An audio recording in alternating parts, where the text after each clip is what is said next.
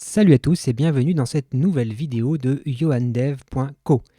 Aujourd'hui, on va se retrouver ensemble pour mettre en place l'outil de profilage d'applications PHP, l'outil Blackfire. Donc Blackfire, c'est un outil qui est développé par ScienceLab et qui est particulièrement utile lorsqu'on veut avoir des métriques, notamment sur les performances de nos applications PHP ou de nos applications Symfony par exemple. Donc aujourd'hui, on va mettre cet outil en place dans un environnement Docker et vous allez voir que c'est extrêmement simple. Mais avant de poursuivre, je vous invite à mettre un petit pouce bleu à la vidéo, à vous abonner à la chaîne. Pour être mis au courant des sorties des vidéos, il faut également que vous activiez les notifications. Et puis n'hésitez pas à laisser un commentaire, ça me booste énormément pour mettre en place de nouvelles vidéos et aborder de nouveaux sujets. Allez, on va rentrer dans le vif du sujet et on va débuter par mettre en place un petit environnement de travail de telle façon que vous puissiez reproduire l'expérience chez vous. Donc ce qu'on va commencer par faire, on va se créer un petit répertoire dans lequel on va travailler aujourd'hui.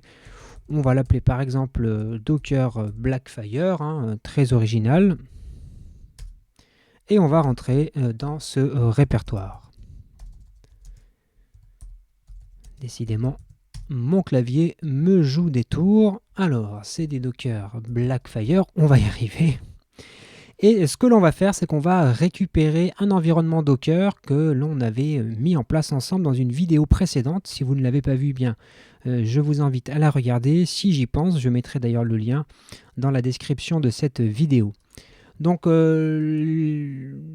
l'environnement qu'on va utiliser, c'est un environnement de développement pour Symfony 5 avec Docker et Docker Compose. On va simplement récupérer cet environnement-là, et puis c'est celui-ci qu'on va adapter pour l'utiliser avec Blackfire. Donc là, je vais simplement faire un git clone de cet environnement. Donc on fait un petit git clone. Comme ça nous permet de récupérer l'ensemble des fichiers de la configuration en question. Si ma connexion Internet ne me joue pas des tours, logiquement, c'est très rapide, mais là, visiblement, ça a l'air de prendre un peu plus de temps que prévu. Je ne sais pas pourquoi, donc on va patienter quelques instants.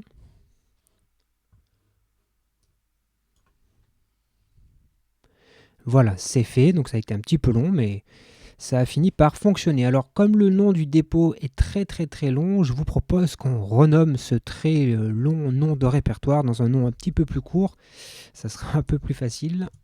Donc on va l'appeler, je sais pas, on va l'appeler environnement.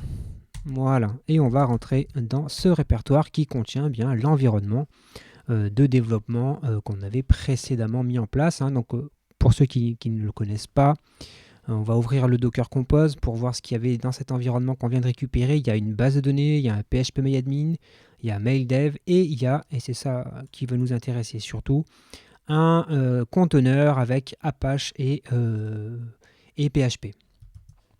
Donc ce qu'on va faire maintenant, c'est qu'on va démarrer cet environnement pour être certain que tout soit fonctionnel. Donc on va faire un Docker Compose up et -d. Logiquement, sur votre machine, si les conteneurs, les images des conteneurs n'existent pas, ça va mettre un petit peu plus de temps, le temps de les télécharger, le temps de construire l'image pour le conteneur Apache PHP, et puis ça va vous les lancer comme sur mon poste. Là, vous avez vu, c'est extrêmement rapide, mais parce que comme moi, ils étaient déjà présents, forcément, c'est allé un peu plus vite. Et maintenant, ce que l'on peut faire, c'est se rendre sur l'adresse 127.0.0.1, sur le port 8741, puisque c'est ainsi qu'il est décrit dans le Docker Compose. Donc on va ouvrir un nouvel onglet, on va aller sur 127.0.0.1, 2.87.41, et on a un not found. Donc ça, c'est une bonne nouvelle, ça veut dire que ça fonctionne. Alors moi, c'est pas /mail, ça veut dire que ça fonctionne, c'est bien le serveur Apache qui répond, donc notre conteneur est bien opérationnel, mais il n'a pour le moment aucun projet à servir. Donc ce que l'on va faire, c'est qu'on va mettre un petit projet Symfony dans notre configuration. Ça nous permettra pour la démonstration d'avoir une application à tester.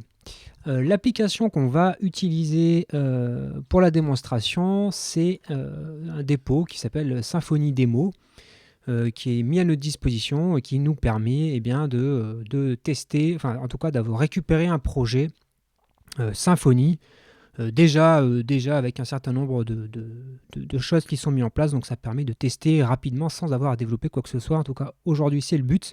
On n'est pas là pour développer, mais on est là pour tester Blackfire. Donc on va se baser sur cette application de démonstration qui est bien pratique. Donc on va simplement récupérer ce projet-là. La petite différence, c'est qu'habituellement on aurait fait Composer, Create Project, et puis on aurait tapé la commande, sauf que là il faut le faire dans le conteneur Symfony. Symfony. Le conteneur, Apache et PHP. Donc on va taper la commande suivante. Je vais élargir un peu ma fenêtre pour que la commande rentre sur une seule ligne. Ok, c'est super. Donc on va faire, je ne sais pas pourquoi elle est sur 2 lignes, on va faire un docker exec. Ça permet de dire à Docker qu'il va falloir qu'il exécute à l'intérieur d'un conteneur une commande. On lui précise dans quel conteneur on veut qu'il exécute cette commande. Et ensuite, on lui passe la commande à exécuter. Et donc là, on va faire un composer, create project. Et ensuite, on lui dit qu'il doit utiliser le projet de démonstration Symfony Project et il le mettra dans un répertoire qui s'appelle Project, puisque c'est dans ce nom de répertoire que notre environnement Docker avait été paramétré. Donc on va lancer la commande. Ah voilà, je sais quel est le souci. Mon copier-coller a pris $1 de trop. Et on peut lancer la commande. Donc là, ça va nous créer le projet Symfony, ça va le récupérer, ça va télécharger les dépendances et on va pouvoir avoir une petite application à profiler avec Blackfire, ça sera bien pratique. Donc là, ça a terminé d'installer, c'est parfait. Et on va se rendre sur l'adresse, c'est bien toujours la même, 127.0.0.1. 2.8741 et on va actualiser pour voir ce qu'il se passe. Donc là, il nous dit qu'on a un souci de permission sur un fichier de log. Donc ça peut arriver lorsqu'on travaille avec Docker, un certain nombre de répertoires peuvent nous poser souci. Donc là, pas d'inquiétude, on va simplement modifier les droits sur ce répertoire-là. Donc on va y aller un peu en mode bourrin parce que c'est pour la démonstration aujourd'hui. Donc on va mettre les droits chmod 777 sur ce répertoire-là. Donc si vous êtes sur un environnement de production, allez-y de façon beaucoup plus fine, mais pour aujourd'hui, ça sera bien satisfaisant. Donc on va changer les droits sur ce répertoire pour que il ait la possibilité d'écrire dans ce répertoire. Et donc là, si on actualise, on se rend compte qu'on a bien récupéré l'application Symfony Demo. On peut naviguer dans l'application, on voit qu'il y a des articles, etc., etc. Il y a même une interface d'administration à laquelle on peut se connecter. Donc voilà, tout fonctionne correctement. Donc ok, on a mis en place notre environnement Docker, on a mis en place une petite application de démonstration, et c'est cette application de démonstration qu'on va vouloir profiler avec Blackfire. Donc la première chose que l'on va devoir faire pour pouvoir utiliser Blackfire, c'est de se créer un compte sur blackfire.io. Donc moi, je ne vais pas le faire devant vous, ça n'a pas vraiment d'intérêt, mais vous devez vous rendre sur le site de Blackfire et vous créer un compte. Donc moi, je vais simplement me connecter avec mon compte. Moi, j'utilise mon compte Google. Après, vous pouvez vous connecter avec le compte que vous voulez. Et donc, une fois que vous avez créé un compte, alors sachez qu'il y a des forfaits différents, un certain nombre de forfaits en fonction de ce que vous avez envie de faire, mais ce qui va nous intéresser aujourd'hui et qui est largement suffisant, c'est l'offre gratuite qui permet de découvrir l'application. Ce qui va être important pour la suite, c'est d'aller dans votre profil account et d'aller dans Credentials. Alors je ne vais pas le faire ici parce que sinon ça va vous afficher mes credentials à l'écran, ça n'a pas d'intérêt. Mais sachez que c'est ici que vous allez retrouver les identifiants nécessaires au paramétrage de Blackfire et on va le voir un peu plus loin, on en aura besoin. Donc à partir de là, vous avez votre compte, vous avez accès à vos credentials et on peut passer à l'étape suivante qui va être la mise en place de la sonde Blackfire. Alors la sonde Blackfire, qu'est-ce que c'est ? C'est une petite sonde qu'il va falloir que l'on mette en place dans le conteneur Apache PHP, puisque c'est cette sonde-là qui va venir capturer un certain nombre de métriques sur le serveur Apache et PHP au moment où on va faire une analyse. Donc il va aller vérifier le processeur, la mémoire, et puis il va pouvoir comme ça nous donner des indications très très fines. Donc pour ça, il va falloir que l'on modifie le Dockerfile qui explique et qui décrit à Docker comment fonctionne l'image PHP Apache. Donc ce que l'on va faire, c'est qu'on va ouvrir ce répertoire dans un éditeur de code. Moi j'utilise Visual Studio Code, mais vous pouvez utiliser celui qui vous convient. Donc là on retrouve l'arborescence du projet. Je vais zoomer un petit peu. Donc on a le fameux Docker Compose qui est ici, qui décrit les différents services qui démarrent, et notamment le service www qui utilise un build de PHP, et PHP c'est le répertoire qui est ici, et on retrouve le Dockerfile à l'intérieur. Et c'est ce Dockerfile là qu'il va falloir modifier pour ajouter la sonde Blackfire. Donc là, ça va être assez simple, on va se baser sur la documentation officielle de Blackfire, qui nous explique comment est-ce qu'on peut installer la sonde PHP. Donc on va simplement copier-coller ces petites lignes de commande et on va les ajouter à notre Docker Compose. Notre Dockerfile, pardon. Donc on va sauter des lignes histoire que ça soit plus clair. On va enregistrer et il ne nous reste plus qu'à faire maintenant à refaire le build de l'image. Donc on va faire un Docker Compose et on va lui mettre build. Et donc là, il va refabriquer, alors si j'écris build, ça ne va pas marcher, avec un D, ça sera mieux. Et donc là, il va refabriquer l'image, et donc on voit bien effectivement qu'il a fabriqué une image avec une étape 9 sur 10, où il a ajouté la sonde Blackfire. Donc là, il ne nous reste plus qu'à stopper nos conteneurs, et on va les redémarrer pour que ce service-là ait en place la sonde de Blackfire. Donc on fait un Docker Compose stop, suivi d'un Docker Compose up-d. Il n'y a pas de souci, on voit que le conteneur démarre bien et la sonde est fonctionnelle. Autre chose à faire, parce que pour que Blackfire fonctionne, il faut qu'il y ait une sonde, donc là on vient de les mettre en place, et il faut qu'il y ait un agent qui va justement intervenir pour aller capturer, enfin en tout cas recevoir les informations de la sonde, les compiler et les renvoyer à blackfire.io. Et donc on va devoir mettre en place ce fameux agent Blackfire.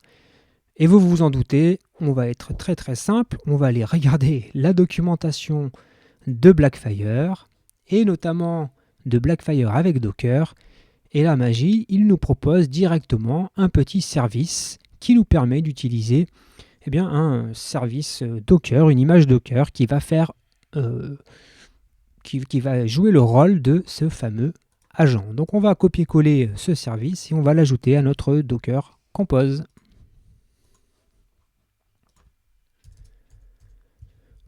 Donc on va le rajouter. Comme d'habitude, on fait attention à l'indentation, c'est très important. Moi, j'avoue que j'aime bien rajouter un nom de conteneur, donc on va rajouter un nom de conteneur. Voilà, on va l'appeler Blackfire par exemple. Et on va connecter également ce conteneur au réseau dev, puisque c'est le réseau qui est utilisé par tous les autres services de ce Docker Compose. Et donc si on veut qu'ils puissent communiquer ensemble, il faut qu'on le connecte aussi à ce réseau-là. Alors, ensuite, vous voyez que c'est ici que l'on doit ajouter les credentials de notre compte Blackfire. Alors il y a plusieurs approches possibles, c'est-à-dire soit on le met directement ici dans le Docker Compose, mais il peut y avoir un souci si jamais vous êtes amené à versionner ce fichier-là dans un dépôt Git par exemple. Vous n'avez peut-être pas envie que vos credentials se retrouvent sur un dépôt Git, puisque ce sont des données privées. Donc moi, je vous conseille plutôt de légèrement adapter la chose en créant en côté du Docker Compose un petit fichier qu'on va appeler .env et dans lequel on va stocker les credentials. Donc ça sera très simple, hein. Pour ceux qui connaissent le .env de Symfony, c'est très similaire. Donc on va créer les entrées qui vont bien, serveur ID, serveur token, client ID, client token. Et dans le docker compose.yml, eh bien ici, plutôt que de mettre les données en dur, on va faire référence à ces fameuses variables d'environnement. Donc on va, hop, je vais vous montrer ça, c'est très simple. Il suffit d'utiliser cette syntaxe-là. Donc moi je vais indenter comme il faut. Voilà, c'est simplement d'utiliser $, et le nom de la variable d'environnement qu'on veut charger. C'est très très simple. Ce que je vais faire, c'est que je vais glisser ça sur une autre fenêtre, le temps de mettre mes credentials. Hop, là, je les copie. Et je mets à jour mon fichier .env avec les credentials. C'est parfait. Et je vous remets l'écran ici. Super. Donc mon .env a été mis à jour. Je ne vous l'ai pas mis à l'écran parce que ça m'évite d'avoir à modifier les credentials à l'issue de cette vidéo. Et donc là, eh bien, notre agent Blackfire est prêt à fonctionner. Hop. Il ne nous reste plus qu'à le démarrer. Alors désormais, comme on a un fichier d'environnement, il va falloir qu'on utilise Docker Compose de façon légèrement différente. C'est-à-dire qu'il va falloir qu'on explique à Docker Compose qu'on souhaite le démarrer en utilisant des variables d'environnement qui se trouvent dans un fichier .env. Donc pour ça, c'est super simple. On va utiliser la commande Docker Compose --env-file, le nom du fichier .env, donc .env, hein, up-d comme d'habitude. Et là, on voit qu'il démarre bien, eh bien tous nos conteneurs, y compris le Blackfire. Il n'y a pas eu d'erreur. Sachez que s'il y a un problème dans les credentials, ça va poser problème et le conteneur ne va pas pouvoir démarrer comme il faut. Et j'ai envie de dire qu'à partir de maintenant, eh bien, il est possible désormais de lancer une analyse Blackfire. Alors il y a deux façons de faire. On peut le faire en ligne de commande ou via un navigateur internet. Donc on va d'abord le faire avec la ligne de commande. Donc on va utiliser le client, parce que alors, pour que Blackfire fonctionne, il faut la sonde qu'on a mis en place dans le Dockerfile, il faut l'agent qu'on vient de mettre en place dans un conteneur Docker, et il faut un client qui va aller dire à l'agent, c'est le moment de lancer une analyse. Alors, le conteneur nous fournit à la fois l'agent et le client, donc on va devoir passer nos commandes dans le conteneur Blackfire qui contient la ligne de commande qui va bien. Donc, pour faire ça, il suffit simplement de faire un Docker Compose exec pour lui expliquer qu'on va passer une commande dans un conteneur qui s'appelle Blackfire, et ensuite, on lui dit quelle commande on veut passer. Et là, on lui dit qu'on veut utiliser Blackfire, donc le fameux client Blackfire, curl, et l'adresse que l'on souhaite analyser. Là, je mets www. Pourquoi? Parce que, rappelez-vous, dans le Dockerfile, c'est le nom du service Apache PHP. Et comme on est à l'intérieur des conteneurs, eh bien, on doit utiliser le nom des conteneurs. Et là, il suffit que je lance cette commande-là, et vous allez voir que quelques secondes après, donc là, eh bien, il y a le travail de profiling qui est en cours, et quelques secondes après, eh bien, la commande nous explique voilà, que ça a pris un certain nombre de temps, ça a utilisé tant de mémoire, et surtout, ce qui est intéressant, c'est qu'il y a ici une adresse cliquable, ou pas, ça dépend de votre client shell, enfin de votre shell. Et si on clique sur ce lien, eh bien on tombe sur l'analyse de Blackfire. Donc là aujourd'hui, on n'a pas, c'est pas l'objectif d'aller comprendre comment fonctionne Blackfire, mais en tout cas, vous avez accès à l'analyse de Blackfire directement, du coup, sur blackfire.io. Donc vous avez vu, on peut lancer une analyse directement depuis une ligne de commande. Mais vous pouvez peut-être trouver ça un petit peu rébarbatif de le faire depuis une ligne de commande. Vous pouvez tout à fait également installer un petit plugin, soit pour Firefox, soit pour Chrome, que vous retrouvez sur le site de Blackfire. Alors là, moi, comme j'utilise Chrome, j'ai installé l'extension pour Chrome, et qui a pour intérêt, vous allez voir, c'est super pratique. Une fois que vous êtes sur votre application et que vous souhaitez l'analyser, eh bien il vous suffit, hop, voilà, donc là je suis sur l'application de démonstration, Il vous suffit de cliquer sur le petit icône Blackfire qui s'est ajouté quand vous avez installé l'application et de faire Profile. Donc là, ça va lancer les opérations et quelques secondes après, vous allez avoir la possibilité de faire View Call Graph. Et comme tout à l'heure, ça va vous ouvrir la page de l'analyse chez Blackfire. Donc comme vous avez pu le voir, encore une fois avec Docker, c'est super simple de mettre en place des outils. Et là, on a vu qu'on a pu très très facilement mettre en place Blackfire. Donc ceux qui ont déjà eu à le mettre en place avec un WAMP sous Windows, à mon avis, vont apprécier l'approche. C'est vrai que c'est quand même beaucoup plus agréable de le faire, je trouve en tout cas, avec Docker. Si vous avez aimé la vidéo et que ce n'est pas déjà fait, n'oubliez pas de mettre un petit pouce bleu, de vous abonner à la chaîne. Laissez un petit commentaire également, ça sera très apprécié. Je vous souhaite à toutes et à tous une excellente fin de journée. Je vous dis à bientôt, je ne sais pas quand, mais à bientôt. Salut!